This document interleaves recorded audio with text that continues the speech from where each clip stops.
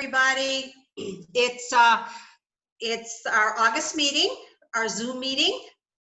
So we're going to talk tonight about my checks and my treatments, and also honey extraction with a foundation using an extractor, or the crush and the what's it called? Crush and strain. So that woo! So that'll happen a little later. So John F was going to present tonight, and he was unable to due to a work-related situation. So we scrambled, and we're going to use the Pollinator Partnership website, and we're going to use the management, the mite tool control management tool that we have on our website on the home page in the left-hand corner. And Amy's going to share some of her mite counts. The Pollinator Partnership has the summer session, this is the second week on that. New Mexico is consistently underreported. So we want everybody who checks their hives to please report your numbers, because they're using this for science, and we want to be part of the scientific information for mites in this country and what people are doing, because the more science we use, the more information, the more we'll know how to deal with these mites to help the bees, help our hives survive the winter time. And this is the time of year, absolutely. Our bee populations have gone up in July, and they're starting to go down because the bees in July, the hive knows that it's time to start getting ready for winter. So they're not making as many bees, and they're prepping their resources, and they're getting ready to produce fat bees, winter bees, a little bit later. In the meantime, the mite counts have gone up, and now they keep going. So the more mites you have in the fall, if you remember the meeting where I talked about the fat body organ of bees and how the mites destroy the bees in their survival.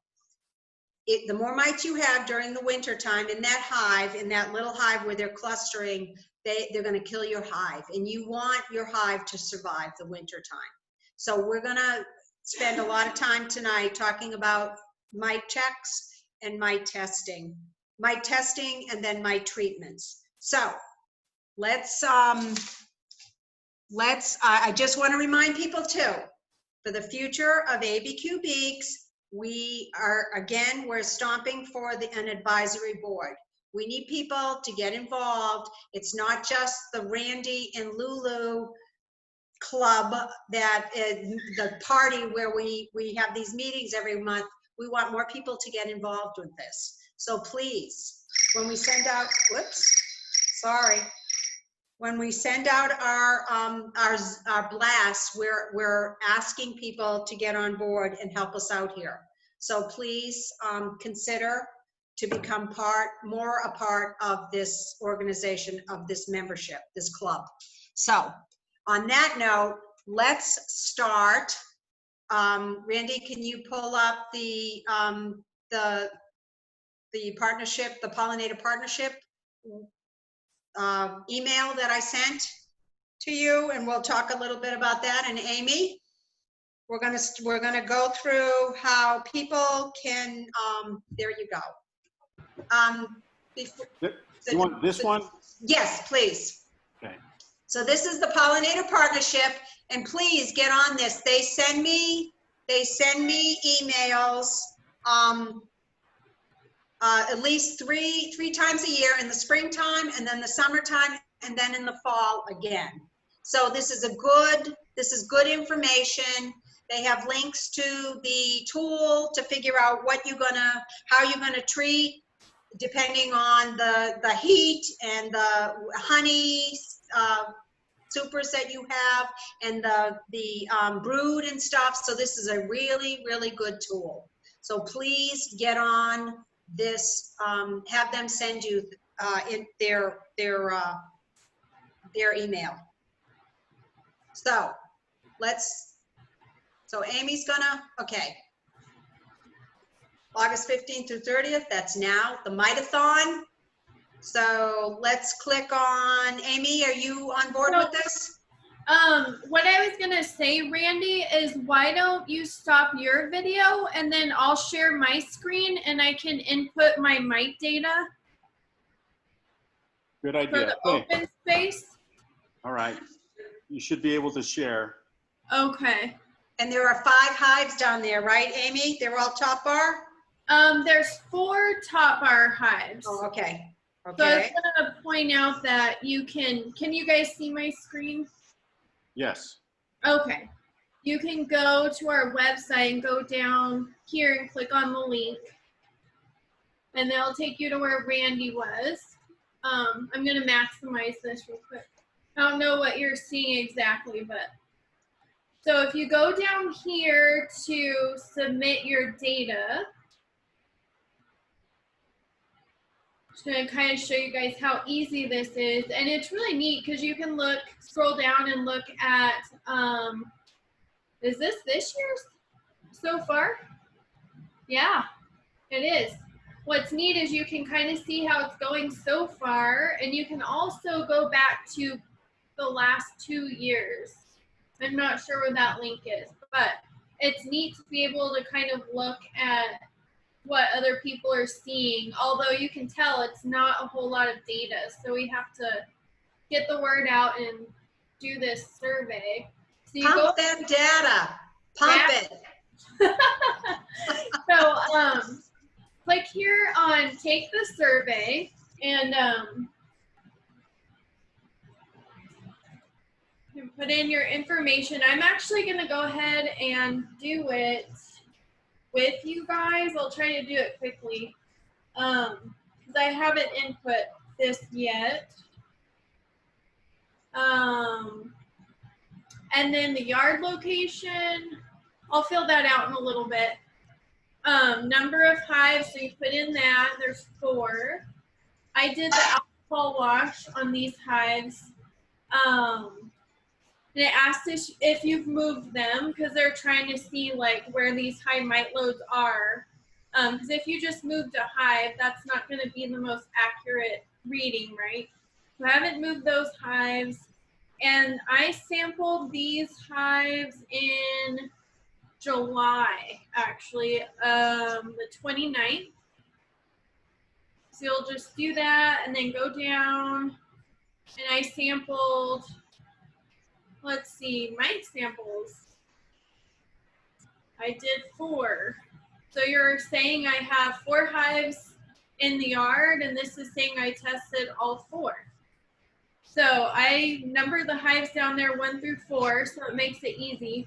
On hive 1, there were 10 mites per 300. Oh shoot, they want them per 300 per 100. So Okay. I'm sorry guys. So I'm gonna have to do a little math. So it was 10 per 300 bees. I guess this would be helpful, right? So I'm gonna take 10, divide it by 3, and get a percentage. So is that right, Lulu? I'm so tired right now. It would be like 3.3%. Okay, 0.33, yeah. Right, people? Yeah, 3 repeating, yeah. I just want to make sure because I am running on low steam right now. So and then in hive 2, I had 25 mites per 300 bees. So I'll do 25 divided by 3. That was a high mite count or mite load. That was 8.33. That's pretty high. Pretty high. That's a treat that Right. hive. Treat all of those hives so far. Right? Hive 3, I had 4 mites per 300. So that divided by 3 is a 1.33. Like in the 3 threes. And then hive 4 was the same as hive 3 at 1.33%. So I'm actually treating hives 1 and 2 currently with Hot Guard. But it's asking what I used the last 2 months leading up to that, and they had not been treated. And then the ones I considered, I'm doing hot guard. And Tell us why you're doing hot guard, Amy. yeah, so we'll get into that a little bit, the Okay. treatment. So I chose hot guard because my go-to is normally Formic Pro right here. But the temperatures have been way, way too hot to put on Formic Pro. You have to have temperatures of the daytime high at 85 or below. And obviously it's been a lot warmer than that. So I couldn't do my Formic that's given me a lot of success with knocking down the mite loads and having hives overwinter really well. And I do follow the IPM method of treatment. So I like to use like manual methods, having a good hygienic queen first, having a screen bottom board,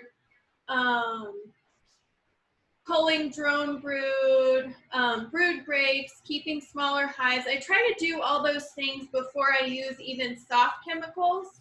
And what they mean by soft chemicals is the more organic compounds like formic acid, oxalic acid, gosh, what else? Apolifar, things like that, where they use thymol. So I thought, you know, I can't go to my Formic Pro, it's too hot. I think I'll give Hot Guard a try. So I'm gonna scroll up a little bit. So I put it on those hives 1 and 2. And I have seen a lot more dead mites on the bottom board of the hives.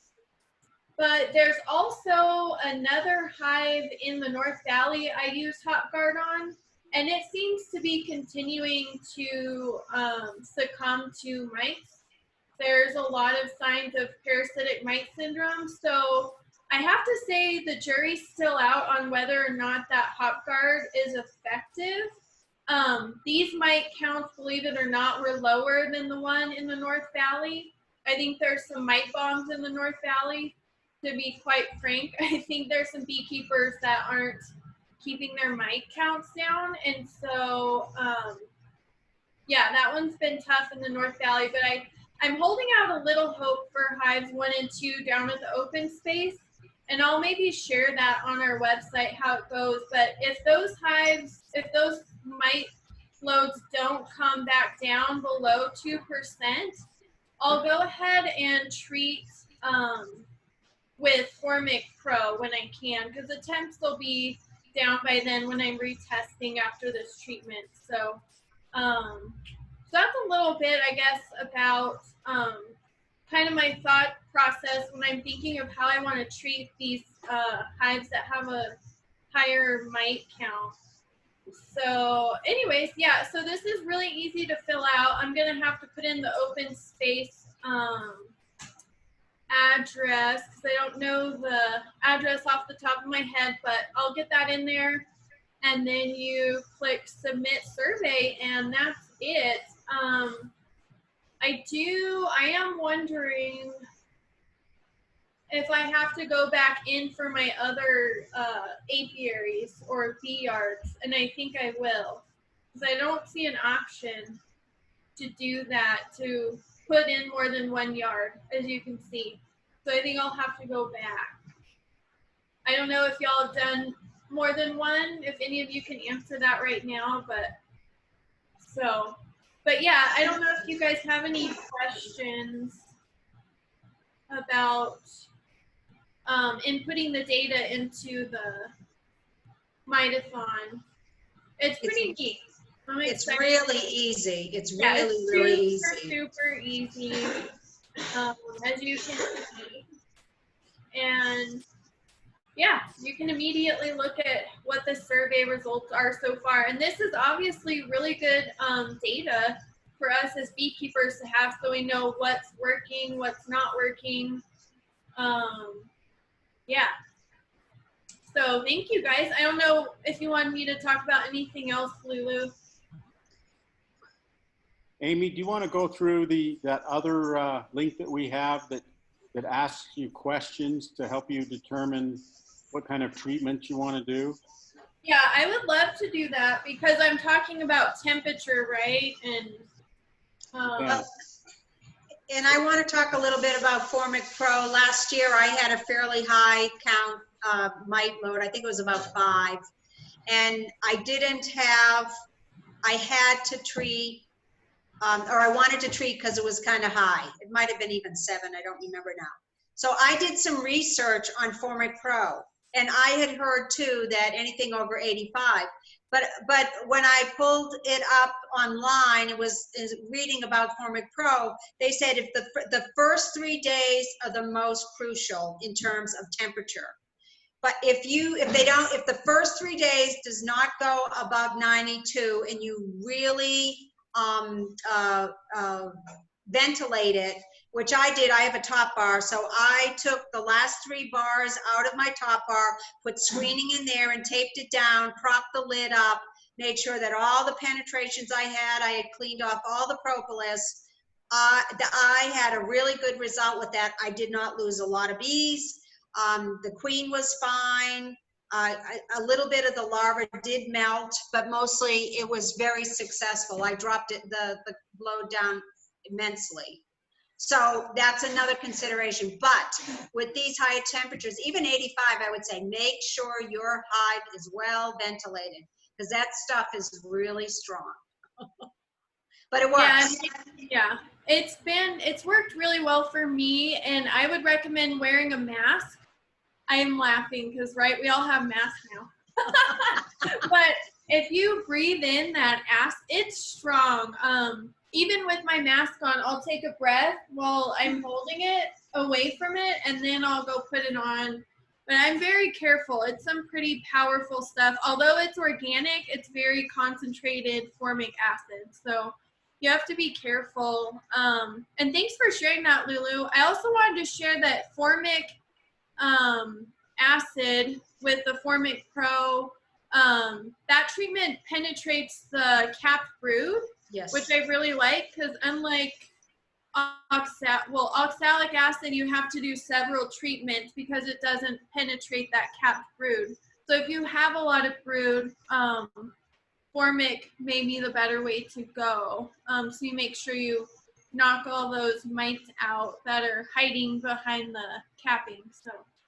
Hey, Amy, Lynette made a comment that when you were talking about if you have multiple hives and stuff, Lynette says if you have a lot of hives, you can put in some data and then continue putting in data over a couple of days. Okay. Lynette, do you have any other information you'd like to share with us about that? Unmute your mic and talk to us. You don't have to if you don't want to.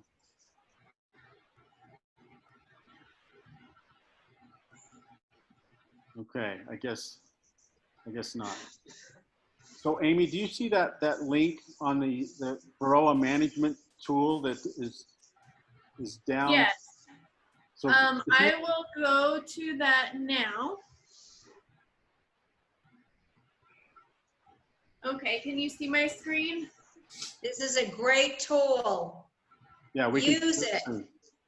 I know it really is helpful. Yeah, it's nice because you don't have to know everything about every treatment. And it'll point you in the right direction. So I'm going to act like I'm doing this for the hives at open space. Currently, let's pretend I just tested them today. And I'm at those mite loads. So, and I think you guys saw me click, right? We have it on our website, so it's easy to find. Right down here. On the home page. At the very bottom on the home page, correct. See? So go there, click on that link, and it'll take you here. There's that dreaded mite. Nasty. And as you see, it's going to walk you through the decisions you need to make to determine what kind of treatment's best for your hives, for colonies. So yes, my mite levels are at or above the threshold.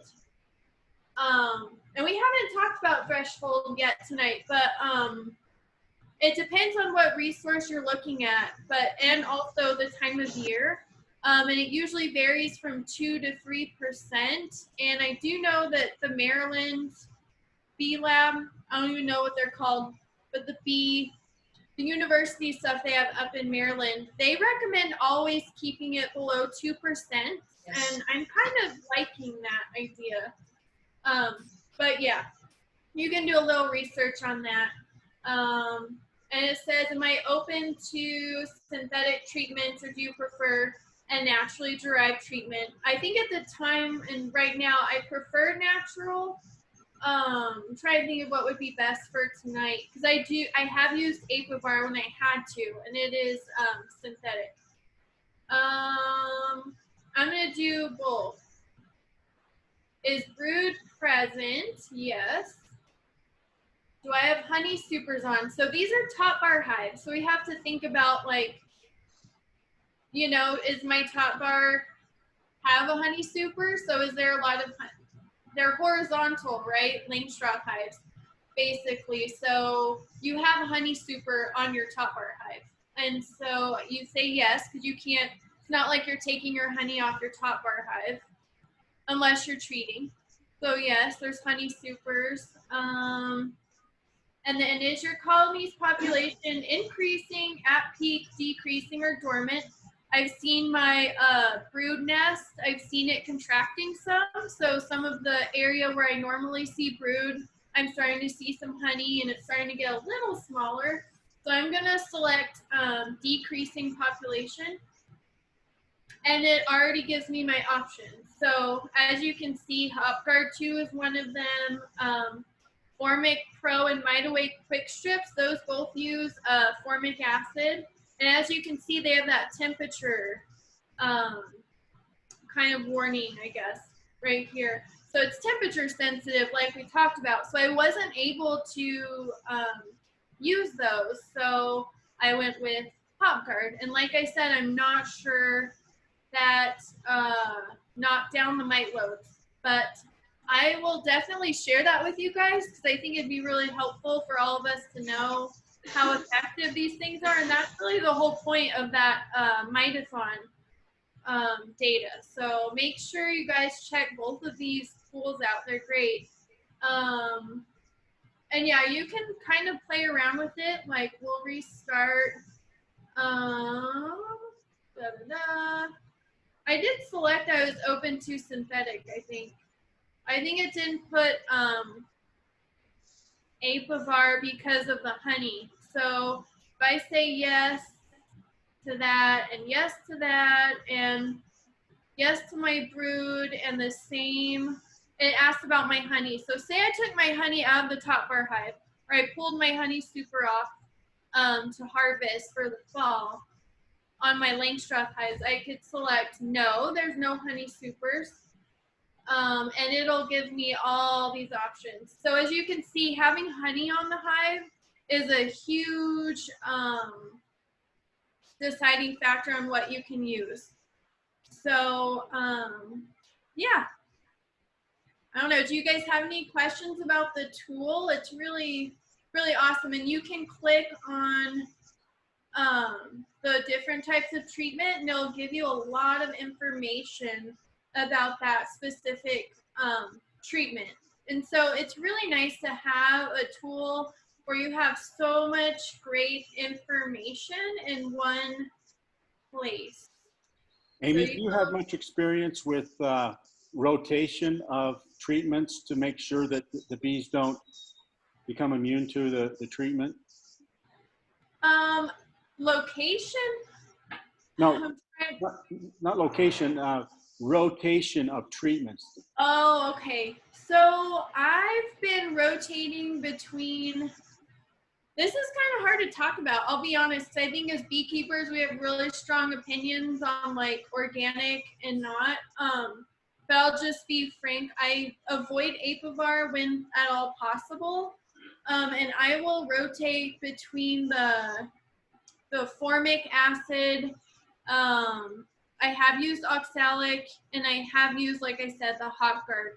So I've kind of rotated between those when I do have to treat. And then I have used, like I said, the ABQ when it's just so high or one of those hasn't worked. And so those are kind of the ones I go between. And I will say Formic Pro, it might say it here. Let's see. There's some studies that show that Formic Pro, they don't develop a resistance to it. And don't quote me on that, but there's the thing, there it is about greater than 92 degrees, at least for the first 3 days. Yeah, see this? Effectiveness, you can see on the effectiveness.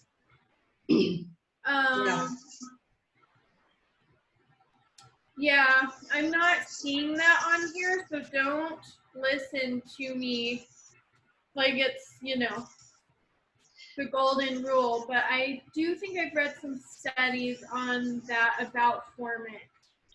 And the thing, oh, I'm sorry. Oh, go ahead, Lulu.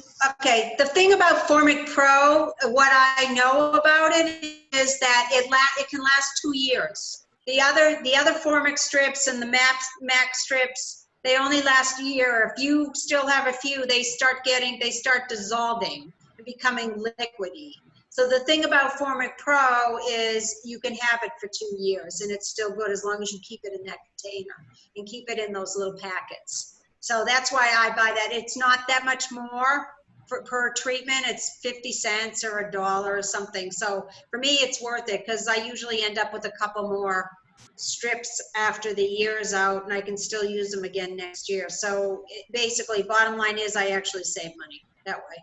So I'm going to ask a question. Is either Formic Pro or Mite Away Quick Strips milder than the other? Anyone have a comment about that? Is Formic Pro or milder than Mite Away Quick Strips or vice versa? I think they're different brand names, aren't they? It's the same material. Oh, go ahead. Yeah, I think so. If you look up here, it says 46.7%, and the Formic Pro is a little less. And I think they're discontinuing the Mite Away Quick Strips for some bee companies that we often buy from. I can't remember who I saw that on, but I think they realized that this may be a little too intense. And then they came up with this formulation that, like Lulu said, it lasts longer, and I think there's a little less die-off of bees during treatment. But honestly, I'm not too sure if that percentage really has a, you know, huge effect on strength. Kind of a small difference, but for all I know, it could be a big difference. Yeah, I was gonna say too, there's these treatment videos. So if you decide to use one of these treatments and you have no idea how to apply it, they have really helpful videos that are really well done that you can watch on how to apply properly. Yeah. So I think just use good sense and be careful because some of these are, like I said, very strong acids, fumigants, and chemicals. So I'll stop screen sharing. So thank you all. I don't know if there are any more questions. I'm not looking at the chat. Oh. So did people check in tonight to hear about mite? We're going to also, we have a video that from the, what was the lab? Dice Labs? Yeah, the Dice Bee Labs.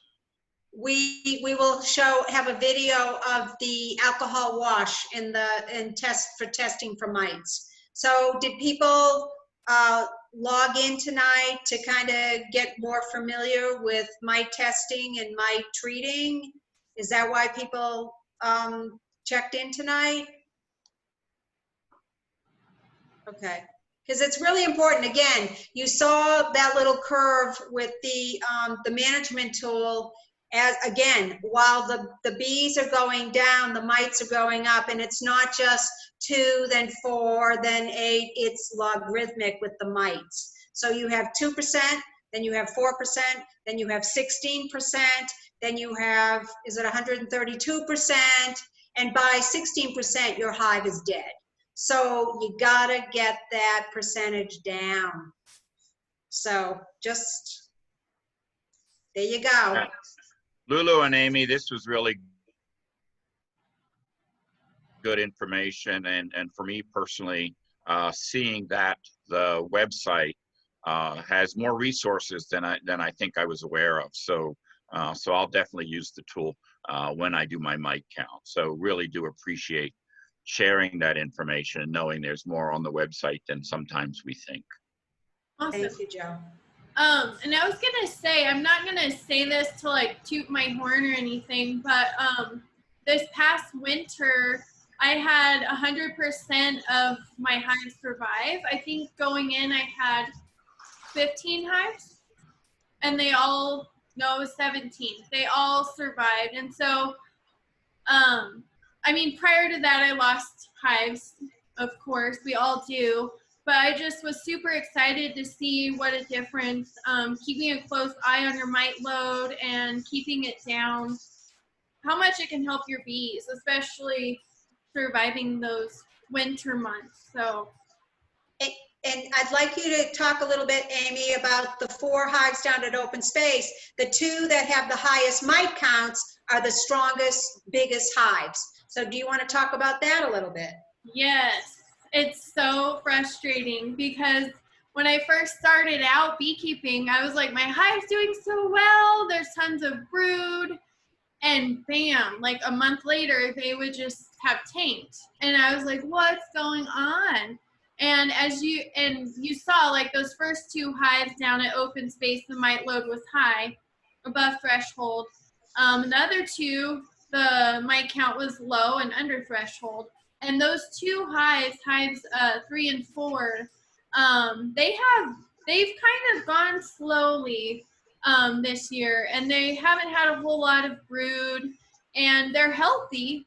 They're doing well, and they have grown, but they're not like, I think they're about 14 bars back right now, whereas the first 2 hives with the high mite counts are 24 bars back and like 28, almost all the way full. And when you have a really thriving, healthy hive with lots of bees and lots of brood, you're going to have lots of mites because those mites have so much opportunity to reproduce in that brood comb. And so it just increases exponentially. And so your best hives, your strongest thriving hives are the ones that are going to really tank. And it's really hard to see that. And like I had 2 hives down in near Los Ranchos, and huge 10 frame deep 2 brood boxes, massive hives. I split one. I should have split both, but I'm having a hard time keeping the mite load down. And I think that is pure size, and I think there's a lot to say about keeping the hives smaller. And yeah, just staying on top of it, because once that count gets high, it just keeps, like Lulu said, it increases exponentially. So, and it's hard to get it down once it does get higher. And you do have to use more harsh chemicals if you want to get your mite load down. So it's best to keep it down from the get-go with good stock, screen bottom boards, culling drone comb, brood breaks, which could mean doing a split, things like that before, things get out of hand. So if you missed the meeting last month, it has been taped, so it's on the website about overwintering small hives. So check that out if you want to consider overwintering smaller hives. I always have more success too, and I try to get my hives smaller for the winter time. It's just much easier to keep the mites under control. and the bees come blasting back, even those small ones, like Amy was saying, the 2 that started slowly. Next year, if they survive this winter, they are gonna get blown out of the water. They're just gonna get huge next year, so. Yeah, I think it's fun to do, you know, fall splits, overwinter, and then you have all these overwintered nukes too that we can share with one another. So, yeah, it's very beneficial to the bees, and I think all of us too. Okay, Brandy, you want to show that video? This is an alcohol wash. I used to do sugar washes, sugar shakes, and then I started doing alcohol washes, and yeah, you do kill the bees. However, it's way more accurate. So that's what I do these days. All right, here we go. Varroa mites and the viruses that they transmit are one of the biggest problems for colonies here in New York State. The best thing that we can do as beekeepers is to understand our Varroa levels over time, and that means monitoring regularly. By monitoring regularly, we're going to know exactly when our mite populations are exceeding our treatment threshold, and we'll be able to time our treatments really well.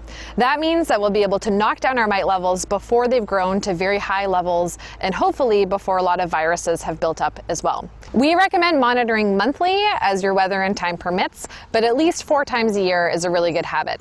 So right now we're going to go through how to do an alcohol wash. This is the most popular method that beekeepers use here in New York State, and we really like using the Varroa Easy Check, which is a device by Vito Pharma. You can pick it up at a lot of bee equipment supply companies here in New York State. I know that Better Bee sells it too. And so with this device, it makes it really quick and easy to monitor Varroa. We're just going to put alcohol in the bottom of this cup, and we just pick up isopropyl alcohol at the drugstore. And then we're going to put about half a cup of bees into this device. It sits inside here, and then we have our lid on. You'll also notice that there are a lot of holes in this device. When we are shaking our bees, the alcohol and the shaking motion is going to help dislodge the mites from the bees, and the mites are going to fall through these holes into the bottom of this device, and the bees are going to stay inside of the cup. So when we are monitoring, it's always a great idea to monitor before and after you use a treatment. And when you're monitoring after, it gives you a really good idea of how that treatment worked. So typically, what we like to do at the lab is we like to bring our monitoring kit with us when we're pulling out our treatment strips or our treatment pads. And that way, as soon as we're taking the treatment off, we're quickly monitoring to make sure that the treatment worked and that our mite levels are below the treatment threshold. So when we're monitoring for mites, what we're going to be doing is we're going to be looking for a brood frame. We like a brood frame because mites prefer to feed on nurse bees, and they're found more often on nurses. So we're going to be selecting a brood frame. I have 2 leaning outside here, which are pretty good candidates. These frames have a mixture of closed and open brood on them. We're also going to make sure that the queen is not on this frame before we sample her, because we do not want to accidentally kill her in this process. So we're just going to pour some alcohol into this container here. And the good thing about doing alcohol washes is that you can reuse the alcohol for a lot of different colonies before it gets too murky to really see what's going on in there. You can also use your own device, so you can make a homemade device using a mason jar and screen, or you can even do a sugar shake method if you don't like the idea of sacrificing bees in order to do this test.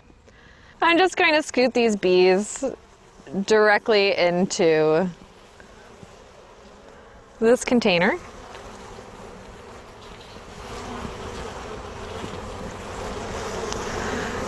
And I'm hoping to get to that level of that second line. And I might need to flip it over to get a little bit more.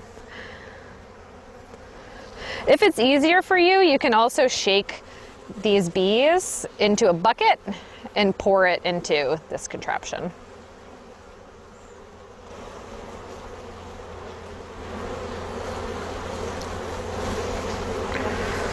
All right, so that looks pretty good.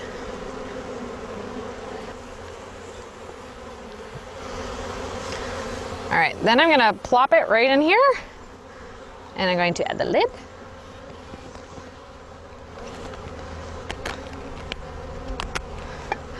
And now I'm going to give this a very vigorous shake. Okay, so let's remember what our treatment thresholds are for this time of year. So typically from early spring until August, we use the treatment threshold of 2 mites per 100 bees. And then later in August, September, October, November, we're using a higher threshold of 3 mites per 100 bees. So if we have about half a cup of bees in here, which is about 300 bees, then we're hoping to see fewer than 6 mites in this container. If I'm seeing 6 or more, then it's time to apply a treatment. And in early summer, when we have honey supers present and lots of brood present, the most common treatments that beekeepers are using is formic acid. So that's usually in the form of Mite Away Quick Strips or Formic Pro. There is another treatment that is registered for use with honey supers, which is called HopGuard 2. That's not quite as effective as formic acid when there is brood present in the colony, but we encourage you to visit our Varroa IPM guide to learn a little bit more about different treatment options. All right, let's see our verdict. Well, I'll be. There's no Varroa in here, which is fantastic. That's what we really like to see. We will come back in a month and do another monitor on these colonies. I will say that at this time of year, Varroa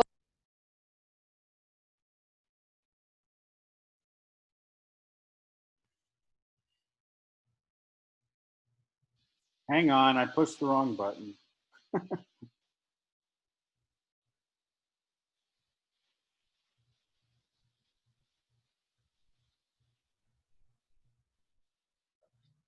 All right, then I'm gonna plop it right in here, and I'm going to add the lid. We encourage you to visit our Varroa IPM guide to learn a little bit more about different treatment options. All right, let's see our verdict. Well, I'll be. There's no Varroa in here, which is fantastic. That's what we really like to see. We will come back in a month and do another monitor on these colonies. I will say that at this time of year, Varroa levels tend to be a little bit lower, though we have started to see them creeping up. The levels continue to build up throughout the summer and into fall, and we typically start seeing fairly high levels across the state in the months of August, September, and peaking in October. So keep diligent with monitoring, make sure you're aware of what your levels are, and if you ever have questions about treatment options, don't hesitate to reach out to us. So I hope that these tips make you feel a little bit more prepared this summer, especially with regards to swarm management, Varroa.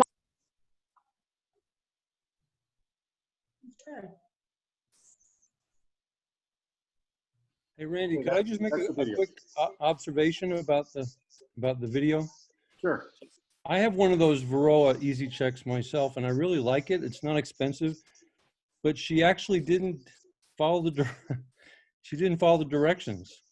So if you get one, you know, follow the directions. She's supposed to put a little bit of alcohol up to the bottom of that screen, and then put the bees in and kill them by switching it over. And then she's supposed to add a lot more alcohol, which she never did. So I don't know. I'm just adding that. It's everything about the video looked great, and it does certainly help you not be as intimidated by doing it. But I'm just saying that Varroa Easy Check, she didn't do it right. Follow the directions. Yeah, follow the directions. Follow the directions. Especially when you're using chemicals like the hive. And thanks for that, pointing that out for us, Steve. And make sure you don't put alcohol near your smoker. Why did you blow the place up? No, no. And it needs to be at least 70% the alcohol, because otherwise you may not kill all the bees. So the isopropyl has to be at least 70%. And you can use it again. Now, she did it quickly out in the field, and that's what a lot of people do. But I'm a little obsessive with this, but I like to soak the bees for hours. I do a test, and then I put everything, remove those mites if I have any, and then I soak them again overnight and do it again. And sometimes I'll find more mites, and I count every single bee. So that's me. Then I get an absolutely accurate mite count. Nothing wrong with that. Okay. So Anything else on mite count? Mite? checks. Barry, you're on mute. Oh, I hear you, Barry. Yeah, thanks very much. So we don't seem to have available isopropyl alcohol, which is in windscreen or wash. So we use denatured ethanol. So I presume that's going to work exactly the same way. Uh-huh. Is that we call it metho here, or methylated spirits. So I guess it does the same thing. It's a different alcohol. As Yeah, long so as it kills the bees. I mean, you it don't want does, to kills them suffer. instantly, it appears. Yeah, so. I was reading somewhere that some places the alcohol may not be available, so you can use winter windshield wiper cleaner. And it said something about a certain chemical in there will do the same thing if you can't find alcohol. I don't know if we have that issue or not here. I thought that had isopropyl alcohol in it, plus a glycol. So I think it's got the same component, Randy. You can also use go to a liquor store and get the Everclear. That's pretty intense too, that alcohol. And then you can, after you finish, you can have a little drink. because it's so sad. Yeah, sometimes. So I have just a wide mouth jar that I use. I have a number 8 hardware cloth with a lid on it. You can do alcohol or sugar, and so this works just as well as the other device that you spend money on. So if you're looking for a cheaper way to do it, you can just get a wide mouth pint jar and do the same thing.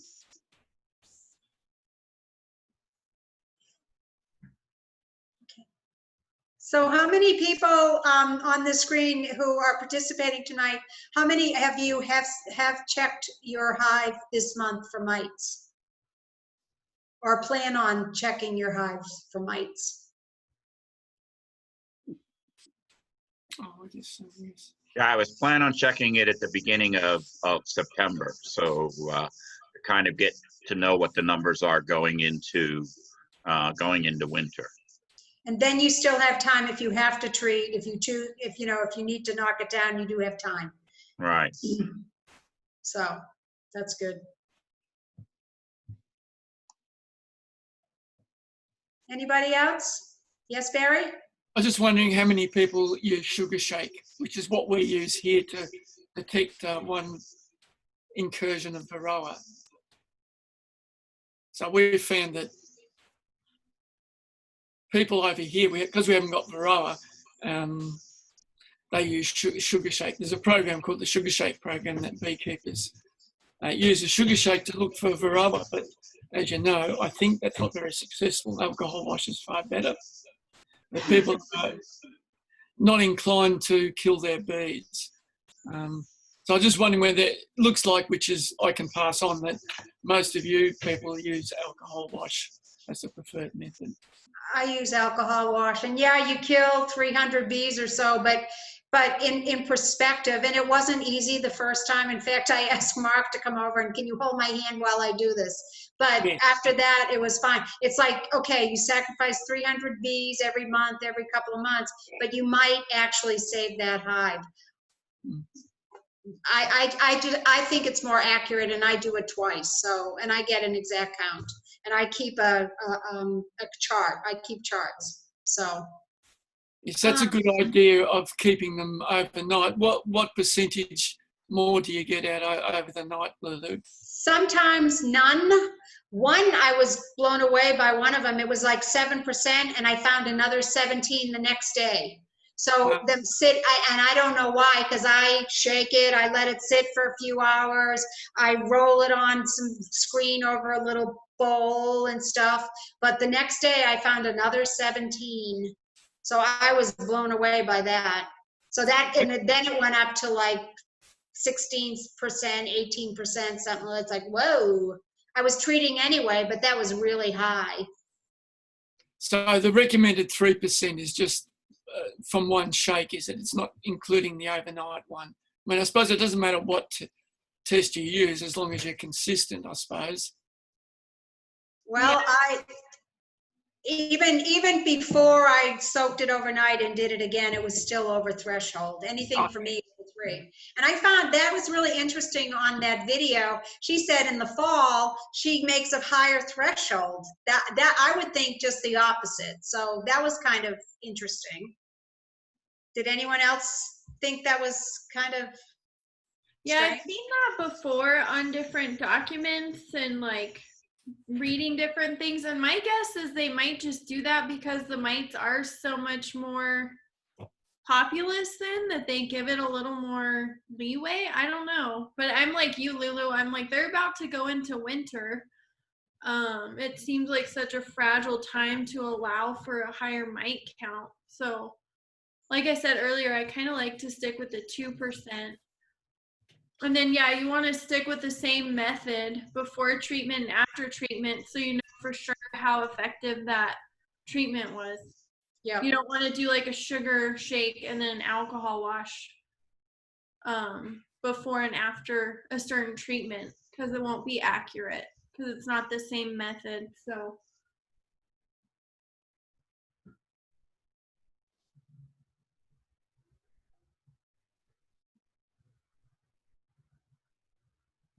Any other thoughts, comments about mites and mite treatments, mite checking, mite treatments?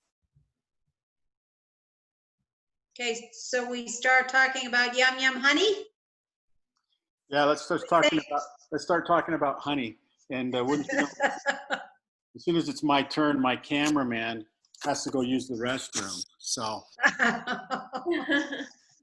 but here is just a whole bunch of things that I have in my kitchen. I can promise you I do not harvest honey in my kitchen, in my wife's kitchen, because it is way too messy to do in the kitchen. But I have everything set up here. Now, one of the things that I always have ready when I'm harvesting honey is a bucket full of warm water and a towel to wipe my hands with. I don't know if it's just that I'm a sloppy harvester, but my hands are always sticky. And so it's nice just to take a break, put your hand in some warm water, and then and clean your hands off, especially when you got to walk back in the house or something like that. All right, my son is ready to start filming, so.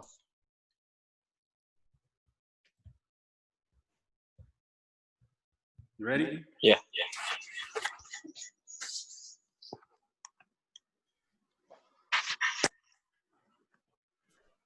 All right, so first I'm going to talk about top bar hive.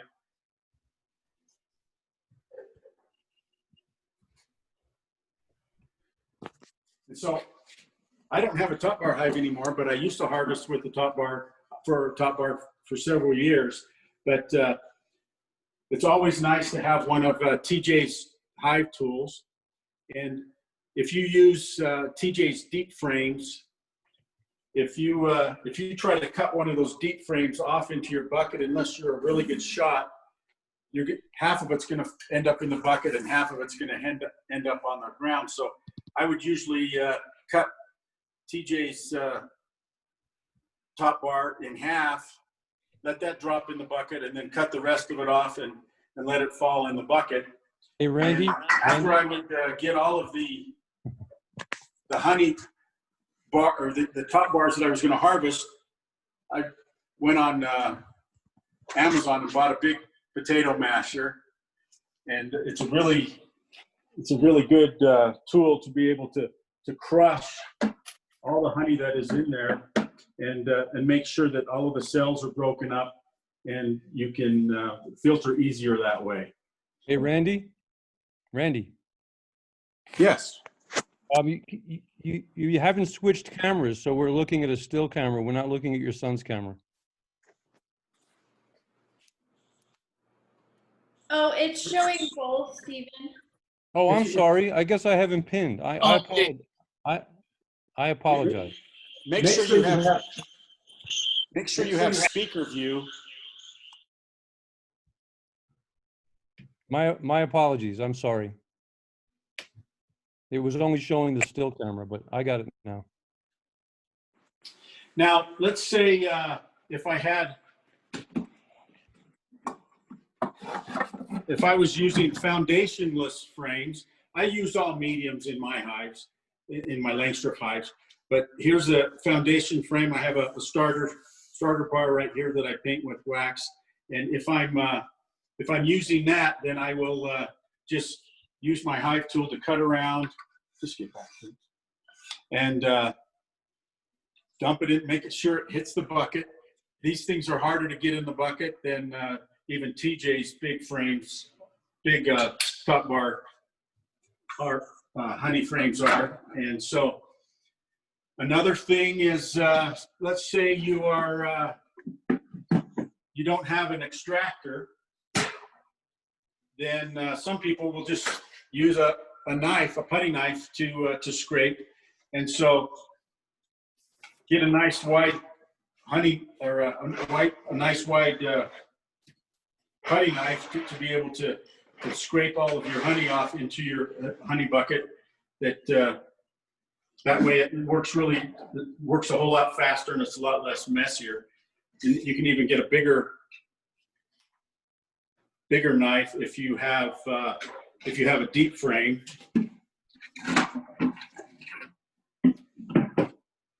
And that you just need 2 sweeps, and that will you can scrape your honey.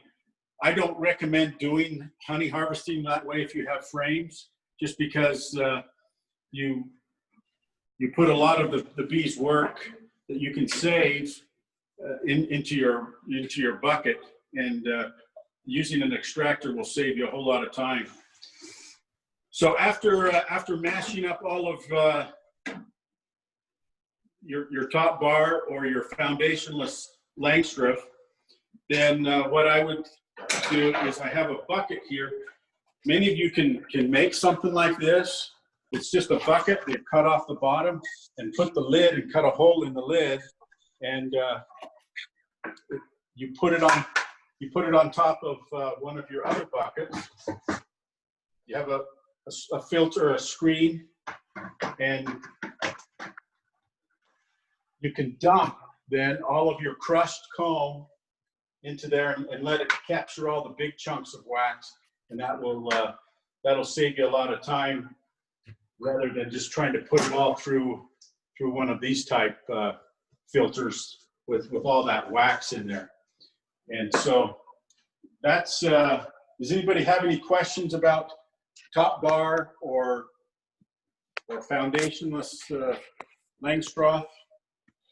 Pretty quick discussion. I can guarantee you that I don't know the best way to do anything. This is what I have learned and what I use. And many of you probably have some great ideas too. And that's why we have a bee group that we can share, and we pollinate flowers together and come up with some good ideas. But So Randy, yes. okay, you got the big chunks of wax with that cloth in the bucket there. Then you do it again, right? Once you get the chunks out, how many times they get finer and finer? That's what I do. Is that what you do? Yes. Thanks for talking about that. So after the honey drains from here into this bucket, I'll put this bucket up here and put another bucket down here, and then I will filter through this 2-stage filter. These I have a coarse screen and then a real, very fine screen, Yeah. to help get all the rest of the wax. And so just open it up and let the honey flow out. And honey's always going to filter a whole lot easier when the honey is warm. I'll sometimes take a bucket, if it's full of wax and such. I'll take that bucket and I'll put it outside and wrap it around in a black garbage bag and get it warmed up so that the honey flows really quick as you're going through through this fine straining. And when you're using a top bar, it takes a little longer because you have more wax involved. But I have 2 of these because sometimes I have to clean one while I'm using the other one. Okay, so let's talk about the Langstroth. Here I have a nuke box here. I don't harvest from a nuke box, but I just brought it in here because it's easier space-wise. But I will take 2 hive tops, put one on the bottom and one on top, and as I collect, I usually collect a frame at a time from the hive, brush off all the bees into the hive, and then I'll put it inside my box, and then I'll seal it up so that the bees don't get it and make it harder for me to harvest. So that's one of the things that helps me a lot, saves me a lot of time by just keeping the frames that I've taken out of the hive and make sure that they are kept in a box so the bees can't get to it. So then I go into my garage, and when I have my setup, I use a Pierce hot knife. I don't know how old this knife is. I got it off an old beekeeper, but the Pierce knives are really good. I don't know if they're as good quality as they used to be, but they're really good in uncapping frames. And so I use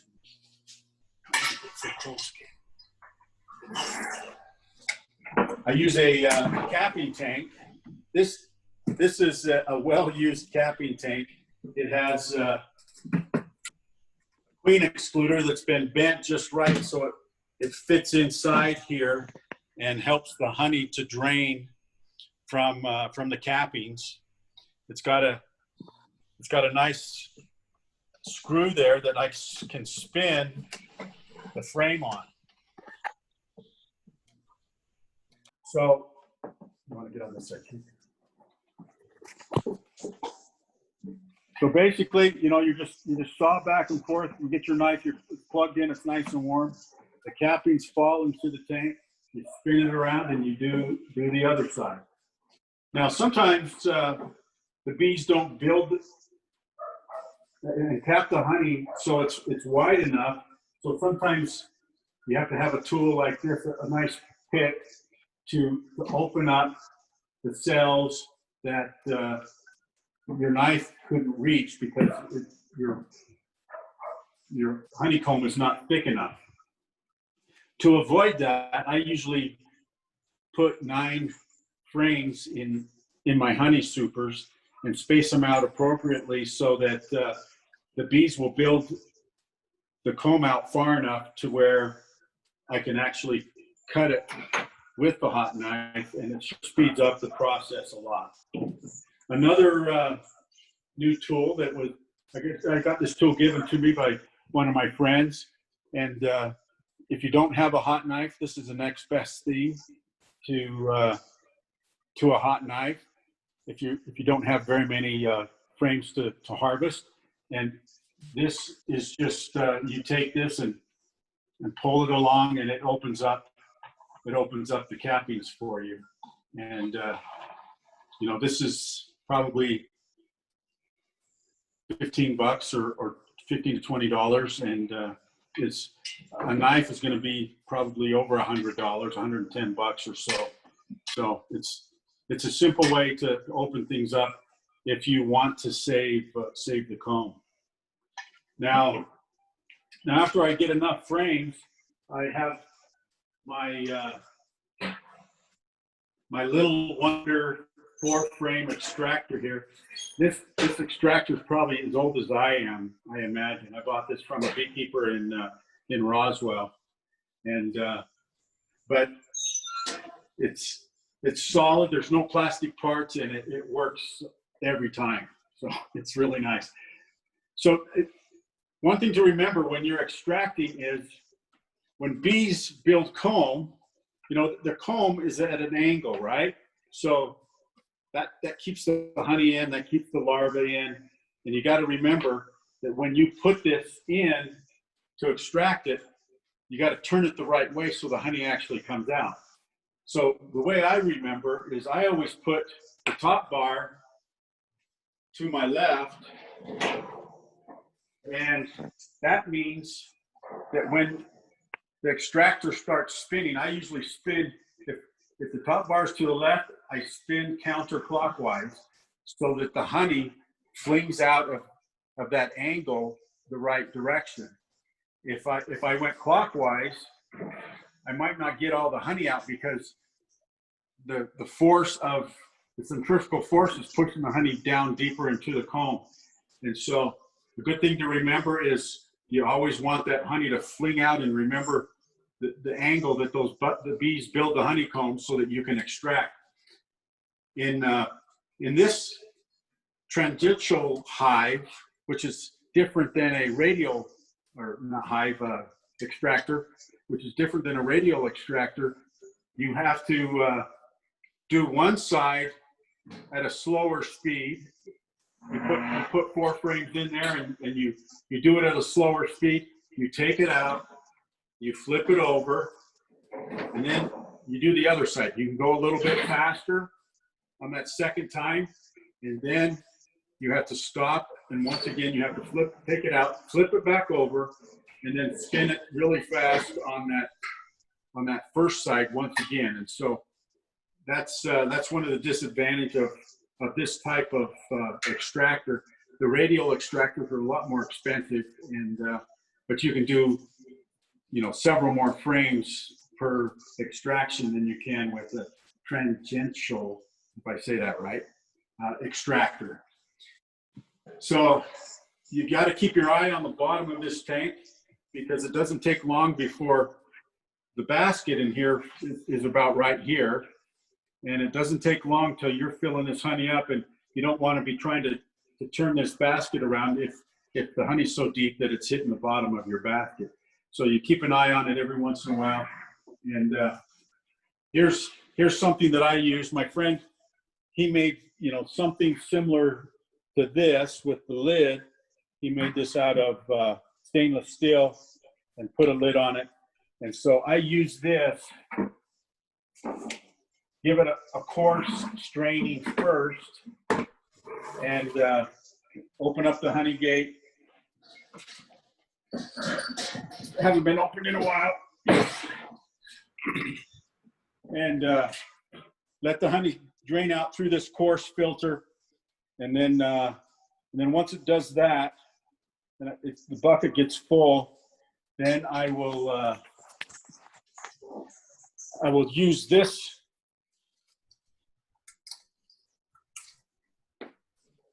We'll use this device again and put my filter up here. This filter sits 4 or 5 inches down into your bucket. So if I want to fill a whole 5-gallon bucket up, which is easy to do when you have several hives, this lifts it up so that you can fill that bucket up to the top, and you don't have to use as many buckets. One of the things that most of my buckets I have picked up for free at, there's a place that sells caramel popcorn, Walker's Caramel Popcorn or something like that. I think they're on Manal, and they have corn syrup in them. You know, you don't want to get a bucket that's had pickles in it or anything like that that will, unless you want your honey to taste like pickles, you don't want to do that.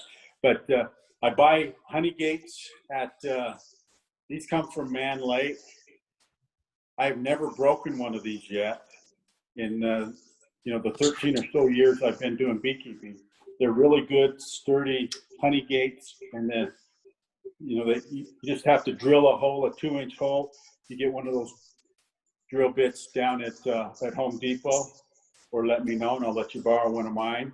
And you can make buckets all day long for just the cost of a honey gate. So, but heat, reasonable heat with your honey is key to making sure that your honey flows quickly.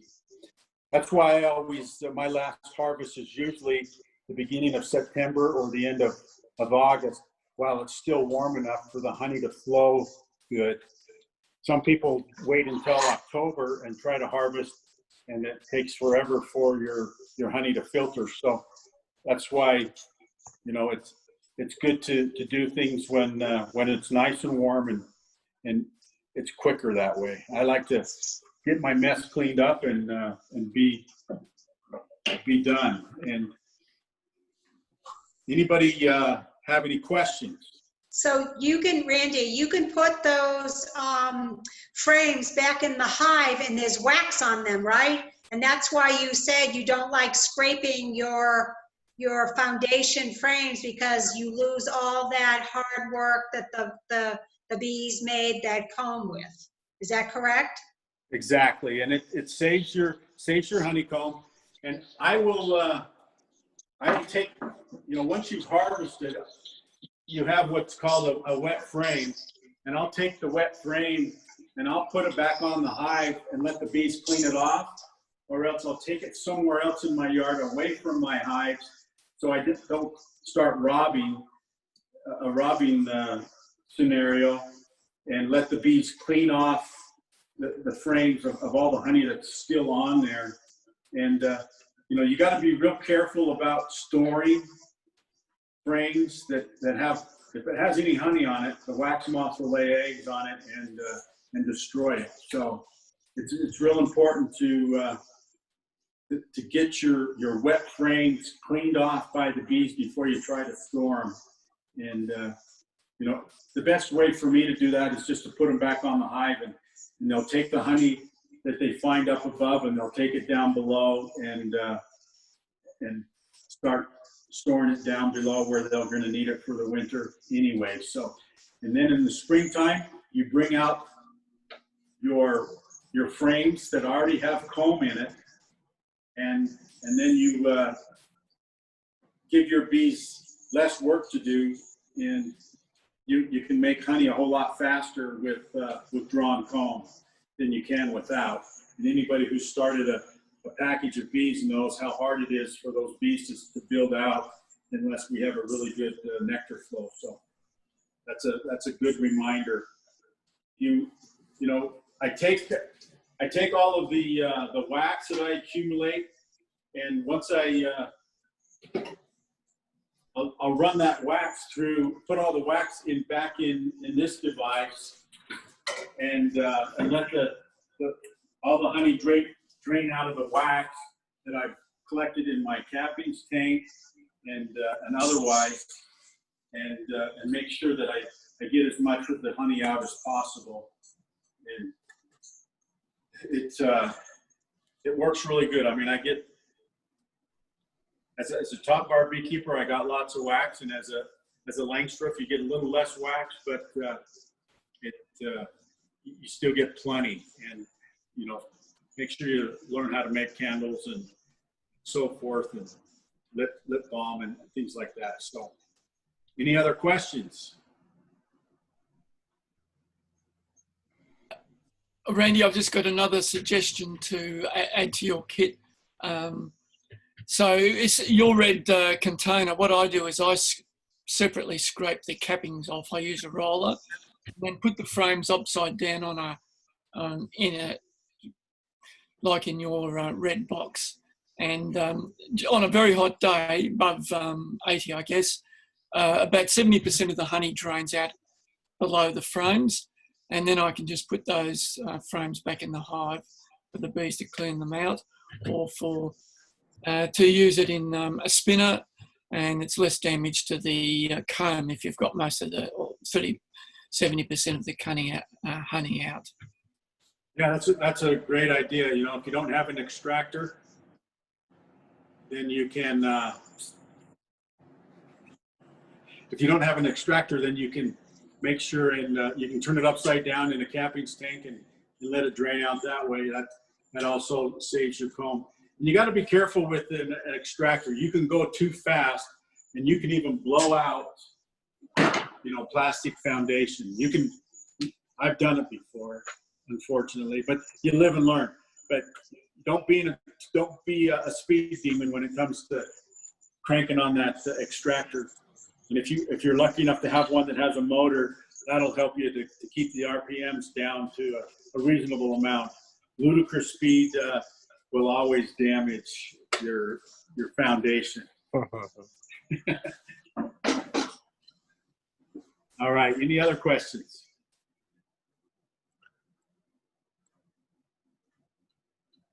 All right, I think that's it. That's it. Okay, see you in September. Don't forget about our advisory board. Oh, thank you. Thank No, you. I'm not. No, I'm not. Can people hear me? Oh, You went back on mute. okay. There you go. Can people hear me now? Yes. So don't forget about the advisory board. Get involved. We appreciate it.